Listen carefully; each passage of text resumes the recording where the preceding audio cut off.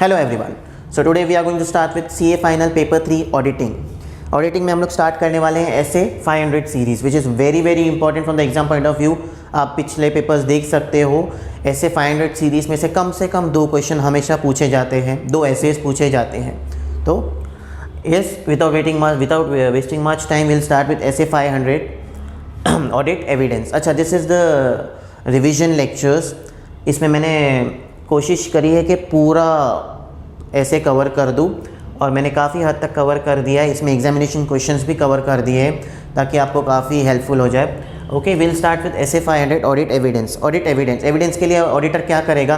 He will perform the audit procedures. देखिए यहाँ पे ना ऑडिटिंग का लैंग्वेज इज़ वेरी इंपॉर्टेंट. आपने कुछ वर्ड्स ऐसे लिखने हैं जो ऐसे में है, बिकॉज आप सिंपल लैंग्वेज में अगर आप ऐसे लिखते जाओगे तो आपको मार्क्स नहीं मिलेंगे even your the conclusion is correct. Yes, आप देख सकते हो सर्टिफाइड कॉपीज. ध्यान दीजिए, auditor has to perform the audit procedures. Audit procedure पर करके हमको क्या मिलने वाला है? Sufficient and appropriate audit evidence. Again wording, sufficient and appropriate audit evidence. ध्यान दीजिए. फिर हमको चेक करना है, ऑडिटर को चेक करना है whether the audit evidence is consistent with books of accounts और not. If it is consistent तो कुछ प्रॉब्लम नहीं है. If it is not consistent with the books of accounts then we have to again perform the additional audit procedures. उसके साथ और एक चीज़ करनी है, we have to discuss the matter with matter with management and those charge with governance. Again यहाँ पे मैं एक चीज़ बता दूँ, यहाँ पे बच्चे लोग लिखते हैं कि we have to inform this to management and those charge with governance. नहीं, we have to discuss the matter with the management and those charge with the governance. Okay, which is ये रिलेवेंट, यहाँ पे relevant ऐसे is 260. Okay, next ये सब चीज़ करके हमको क्या मिलेगा? Whether the misstatement is there और not. If it misstatement is identified, no misstatement. If it is identified, हमको वापस ये चीज़ क्या करना है? रेक्टिफिकेशन के लिए बोलना है. किसको? Same management and those charge with governance. अगर वापस कुछ मिसस्टेटमेंट है जो अनकरेक्टेड है, ध्यान दीजिए, पहले हमको चेक करना है कंसिस्टेंट है कि नहीं with the books of accounts. अगर है तो ठीक है, नहीं है तो we have to perform additional audit procedures and we have to discuss the matter with the management and those charged with the governance. If misstatement is there, it is not there तो कोई problem नहीं है. If it is there, then we have to communicate again the matter with the management and those charged with governance for rectification. Rectification ही बात यहाँ पे important है. यहाँ पे relevant ऐसे 450. Okay, then evaluate the uncorrected misstatements. जो भी misstatements रह गई है उसको इवेल्युएट करिए, फिर चेक कीजिए whether the accumulation is material और not material. If it is not material तो कोई प्रॉब्लम नहीं है, आप अनक्वालिफाइड और क्लीन रिपोर्ट दे दीजिए. If it is material then आपको और एक चीज़ चेक करनी है, whether it is pervasive not pervasive. Pervasive का मतलब यहाँ पे होता है the effect on overall financial statements. अगर ओवरऑल फाइनेंशियल स्टेटमेंट को इफेक्ट करता है तो सीधी सी बात है एडवर्स रिपोर्ट देंगे. If it is not pervasive then qualified report देंगे. अगर misstatement, uncorrected misstatement is not material, the accumulation जो है वो नॉट मटीरियल है, तो हम लोग कौन सा रिपोर्ट देंगे? क्लीन एंड अनक्वालिफाइड, क्लीन और unqualified report. Am I clear? Next examination question पूछा है, evaluating the work of management expert. Again यहाँ पे स्टूडेंट्स बहुत बड़ी मिस्टेक करते हैं.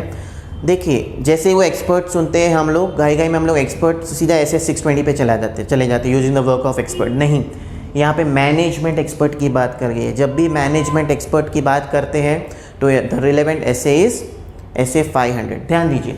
Now how will you evaluate the work of management expert? सबसे पहले चेक कीजिए, evaluate OCC. OCC is the objectivity, competence and capability. किसका? मैनेजमेंट एक्सपर्ट का. Then evaluate the RNR. RNR यहाँ पे मतलब है reasonableness and relevance.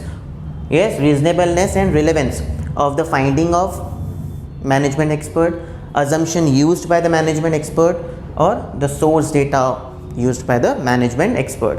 Very important. इसका कोड है SAD, source data, assumption and findings. Am I clear?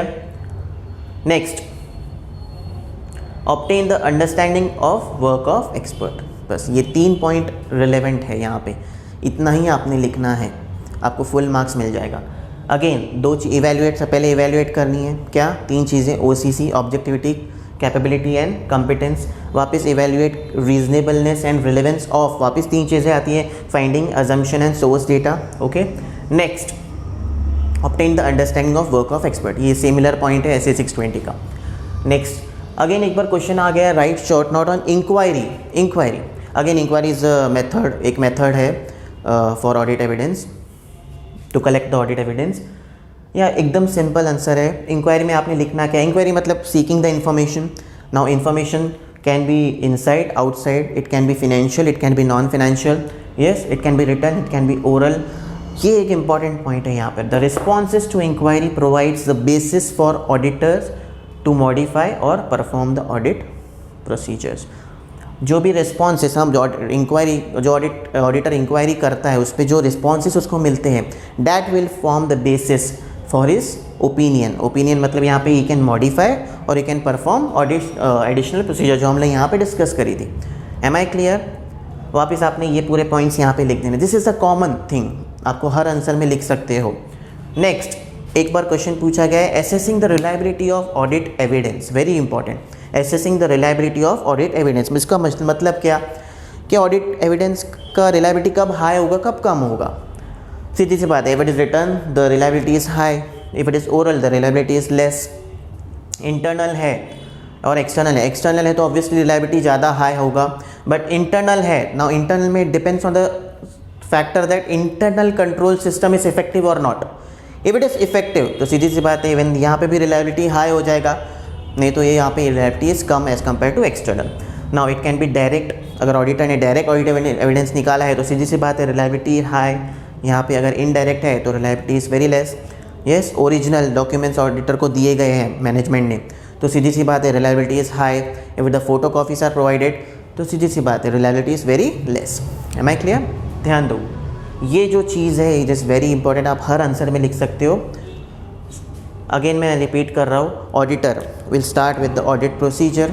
उसमें हम लोग को सबसे पहले फाइंड आउट करना है sufficient and appropriate audit evidence. Yes, उसमें हमको चेक करना है वेदर दे आर कंसिस्टेंट किसके साथ, बुक्स ऑफ अकाउंट्स के साथ है या नहीं है तो हमको वापस प्रोसीजर करने पड़ेंगे, एडिशनल प्रोसीजर। उसी साथ मैंने आपको और एक चीज़ बता दी, डिस्कस करनी पड़ेगी। वो चीज़ किसके साथ डिस्कस करनी पड़ेगी, इन्फॉर्म नहीं, डिस्कस करना है किसके साथ, the matter with management and those charge with the governance.